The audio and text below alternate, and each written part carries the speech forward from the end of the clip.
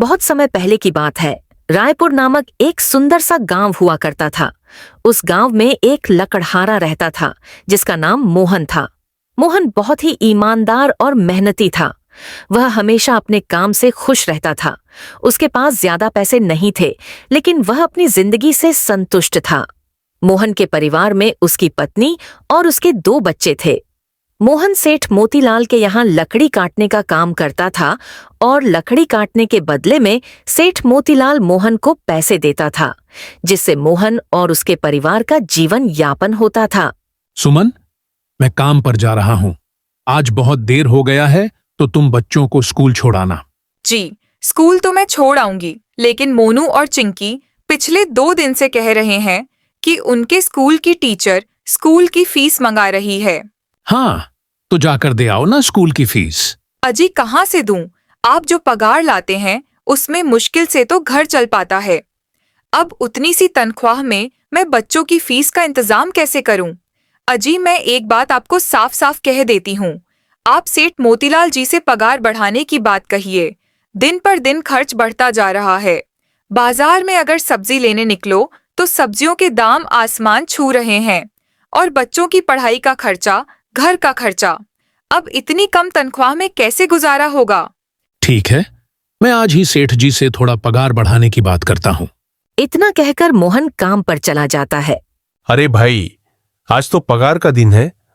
देखो, अब यह सेठ मोतीलाल कोई ना कोई लोचा जरूर करेगा। हमेशा कोई ना कोई बहाना बनाकर पगार कम कर देता है, और अगली बार तो मेरी आधी पगार काट ली थी, यह कहकर कि जो मैंने मोतीलाल जी से 200 रुपये उधार लिए थे उसका ब्याज बढ़कर 1000 रुपये हो गया है। इसलिए मैं तुम्हारी पगार में से 1000 रुपये काट रहा हूं। हाँ हरिया भाई, तुम एकदम ठीक कह रहे हो। ये सेठ मोतीलाल ना एक नंबर का चालाक और लालची इंसान है। एक तो दुगना काम ले लेता है और बदले में पैसे भी पूरे नहीं देता। हाँ भाई, मेरे भी अगली बार सेठ मोतीलाल ने पगार काट लिए थे। मैंने बस 2 छुट्टी ली थी जब मेरी बिटिया बहुत बीमार थी, और इस मोतीलाल ने इस बात का फायदा उठाकर मेरी पूरी आधी पगार काट ली। हे भगवान, बस सेठ जी इस बार मेरी पूरी पगार दे दें। बच्चों के स्कूल की फीस भी भरनी है। ऐसे सभी लकड़हारे अपने काम पर लग जाते हैं। काम करने के बाद वे सेठ मोतीलाल के पास जाते हैं। सेठ जी, महीना पूरा हो गया है, हमें हमारी तनख्वाह दे दीजिए। देखो भाइयों, अभी मेरे पास तुम्हें देने के लिए पैसे नहीं हैं। अभी माल नहीं बिका है, सारा माल गोदाम में ही पड़ा हुआ है। कल या परसों तक तुम्हें तुम्हारी तनख्वाह मिल जाएगी। पर सेठ जी, अभी हमारे पास बिल्कुल पैसे नहीं बचे हैं। घर का भी सामान लाना है, बच्चों की फीस भरनी है। अरे, मैंने कहा तो सही, 1-2 दिन और रुक जाओ, कल या परसों तक पैसे मिल जाएंगे। अभी मेरे पास पैसे नहीं है।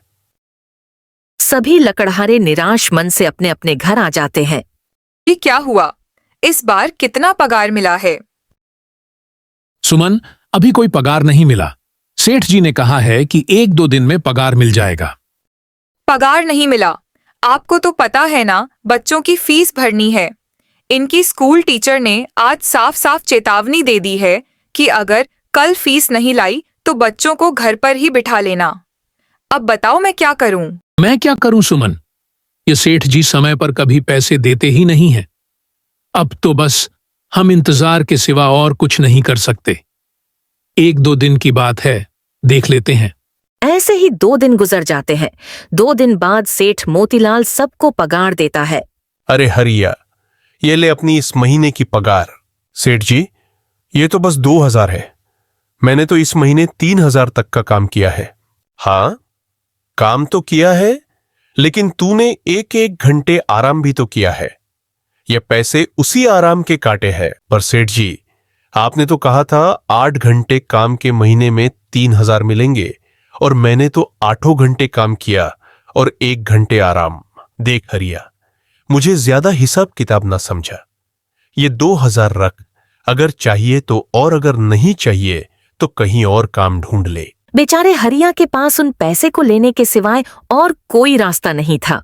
हरिया चुपचाप वह पैसे रख लेता है। मोहन, ये लो तुम्हारे 2500 रुपए। पर सेठ जी, 2500 रुपये क्यों? मेरे तो पूरे 3000 बनते हैं ना। मैंने तो कोई छुट्टी भी नहीं ली और ना ही कोई आराम। मैंने तो अपना सारा काम समय पर किया है। हाँ, समय पर तो किया है, पर इस समय बाजार में लकड़ियों का दाम काफी सस्ता हो गया है। इस वजह से अभी तुम्हें भी पगार कम ही मिलेगी जब तक। पर सेठ जी, बात तो 3,000 की हुई थी ना। अब 2,500 रुपये में मैं कैसे घर चलाऊंगा? बच्चों की स्कूल की फीस भी भरनी है सेठ जी। इस बार आप पूरे पैसे दे दीजिए। 2,500 रुपये ही मिलेंगे तुझे। यहां काम करना है तो कर, वरना कहीं और काम ढूंढ ले। अरे भाई, यह सेठ मोतीलाल एक नंबर का बेईमान इंसान है। सारे पैसे अपनी जेब में भर लेता है और बहाने बनाता है कि लकड़ियों के दाम सस्ते हो गए हैं। देख लेना, हम गरीबों की किसी ना किसी दिन इसे जरूर हाय लगेगी। नहीं हरिया, ऐसे नहीं कहते। वह हमारे अन्नदाता हैं। आखिर उन्हीं की वजह से तो हमारा घर चल रहा है। काहे का अन्नदाता? काम के पूरे पैसे तो देता नहीं है। पूरे महीने मेहनत करके भी क्या मिलते हैं? बस ये 2,000 रुपये, इसमें घर खर्च कैसे चलाए? ऐसे तो हम कभी तरक्की नहीं कर पाएंगे। और हम कर भी क्या सकते हैं हरिया? हमें लकड़ी काटने के सिवा और कोई काम कहाँ आता है? और कोई काम खोलना भी चाहे तो उसके लिए हमारे पास इतने पैसे कहाँ हैं? अब जो भी हो, हमारा तो बस यह सेठ मोतीलाल ही सहारा है ना। कुछ देर बातें करने के बाद अपने घर की ओर निकल पड़ते हैं। आ गए आप। कितनी पगार मिली है? सुमन, इस बार सेठ जी ने बस 2,500 रुपये ही दिए हैं। बस 2,000? इतने में कैसे घर चलाएंगे? बच्चों की फीस में ही 1,000 रुपये निकल जाएंगे। फिर 1,500 में क्या क्या करेंगे? अब मैं क्या कहूं सुमन, अब तुम्हें इसी में ही गुजारा करना होगा। तुम सबसे पहले बच्चों की फीस भर देना, इसके बाद बाकी का मैं देखता हूं। अजी, आप क्या देख लोगे? सेठ जी से पूरे पैसे तो मांगे नहीं गए आपसे। नहीं सुमन, मैंने सेठ जी से पैसों के लिए कहा था, पर सेठ जी ने साफ इनकार कर दिया और कहा, यह लेना है तो लो, वरना कहीं और काम ढूंढ सकते हो। मैं सोच रहा हूं कि लकड़ी काटने के बाद में कहीं और भी काम ढूंढ लूं। सेठ जी के यहां पर काम करने के बाद मैं दूसरी जगह पर काम किया करूंगा। इससे कुछ ज्यादा आमदनी हो जाएगी। आज ही मैं सेठ जी के यहां पर काम करने के बाद और भी जगह काम ढूंढने जाऊंगा। इतना कहकर मोहन काम पर निकल जाता है और जैसा कि मोहन ने कहा था, वह मोतीलाल के यहाँ काम करने के बाद काम की तलाश में निकल जाता है। मोहन पूरे गांव में काम ढूंढता है, दुकानों दुकानों पर जाकर लोगों से काम मांगता है, मगर हर जगह मोहन को केवल निराशा ही हाथ लगती है। अंत में थक हार कर मोहन वापस जाने लगता है। घर जाते जाते मोहन सोचता है कि अब वह अपना घर कैसे चलाएगा।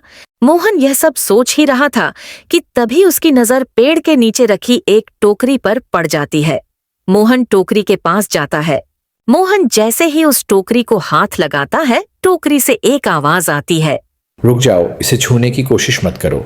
यह आवाज सुनकर मोहन एकदम पीछे हट जाता है। तभी टोकरी में एक जिन्न प्रकट हो जाता है और वह मोहन से कहता है, कौन हो तुम और मेरी टोकरी को हाथ कैसे लगाया? मुझे माफ करना, आप जो भी हो। मुझे लगा यहां कोई नहीं है तो यह टोकरी किसी की नहीं होगी, इसीलिए मैंने इसे छुआ। मोहन, तुम्हें डरने की जरूरत नहीं है। मैं तुम्हारे बारे में सब जानता हूँ। मेरी नज़र एक बार भी जिस पर पड़ जाती है, मैं उसका इतिहास अपनी खुली आंखों से देख सकता हूँ।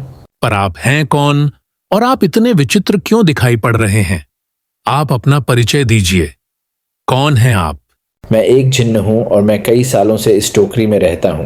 ये टोकरी केवल वही इंसान देख सकता है जिसका मन बिल्कुल पवित्र हो। अगर तुम अपवित्र होते तो तुम इस टोकरी को कभी नहीं देख पाते। तुम एक सच्चे इंसान हो, इसलिए तुम इस टोकरी को देख पाए और इस टोकरी को छू पाए। अब तुमने इस टोकरी को छुआ है तो यह टोकरी तुम्हारी हुई। नहीं, मुझे यह टोकरी नहीं चाहिए। मैं तो बस देख रहा था। डरो मत मोहन, तुम ये टोकरी ले जाओ। ये कोई साधारण टोकरी नहीं है, बल्कि ये जादुई टोकरी है। जादुई टोकरी? क्या यह वही जादुई टोकरी है जिसके बारे में हमारी दादी कहानी सुनाया करती थी कि किसी गांव में एक जादुई टोकरी हुआ करती थी और वह सबकी इच्छाएं पूरी करती थी? हाँ मोहन, ये वही जादुई टोकरी है। अब तुम इस टोकरी के मालिक हो। तुम इसके इस्तेमाल से अपनी स्थिति सुधार सकते हो। पर याद रखना, तुम जो भी वस्तु इस टोकरी में एक बार डालोगे वही चीज़ ही तुम्हें बार बार इस टोकरी में डालनी होगी। इसके अलावा तुम और दूसरी कोई चीज़ इस टोकरी में नहीं डाल सकते। अगर तुमने ऐसा किया तो इसका परिणाम तुम्हें ही भुगतना होगा। मेरी इस बात को हमेशा ध्यान में रखना और सोच समझकर बिना लालच किए इस टोकरी में वही सामान रखना जिसकी तुम्हें ज़रूरत हो। मोहन टोकरी को लेकर घर आ जाता है। सुमन, ये देखो, ये मैं क्या लेकर आया हूँ। क्या लाए हो आप? बस यह एक टोकरी। सबसे पहले यह बताइए, आप तो काम की तलाश में गए थे ना, तो कोई दूसरा काम मिला कि नहीं? नहीं। अरे सुमन, मेरी पूरी बात तो सुनो। ये कोई ऐसी वैसी टोकरी नहीं है, बल्कि यह एक जादुई टोकरी है। मोहन सुमन को वह सारी घटना के बारे में बताता है जो उसके साथ हुई। अच्छा, तो आपका कहने का मतलब है कि इस टोकरी में हमें कोई ऐसी चीज डालनी होगी जिसकी हमें सबसे ज्यादा जरूरत हो। मोहन थोड़ी देर सोचता है, फिर उसका ध्यान उन लकड़ियों पर जाता है जो एक बार उसने सुमन को रखने को दी थी। सुमन, तुम्हें याद है, एक बार मैं जंगलों में लकड़ियां काटने गया था तो मुझे एक चंदन की लकड़ी मिली थी और वह मैंने तुम्हें लाकर दे दी थी। तो तुम उस लकड़ी को ले आओ। हम उस चंदन की लकड़ी को ही इसमें डालेंगे और उस लकड़ी से अपना एक व्यापार शुरू करेंगे। सुमन चंदन की लकड़ी को ले आती है और उसे टोकरी में डाल देती है। वह जैसे ही चंदन की लकड़ी उस टोकरी में डालते हैं, उसमें कई सारी लकड़ियां आ जाती हैं। अरे, यह तो चमत्कार ही हो गया। यह देखिए, कितनी सारी चंदन की लकड़ियां हो गईं।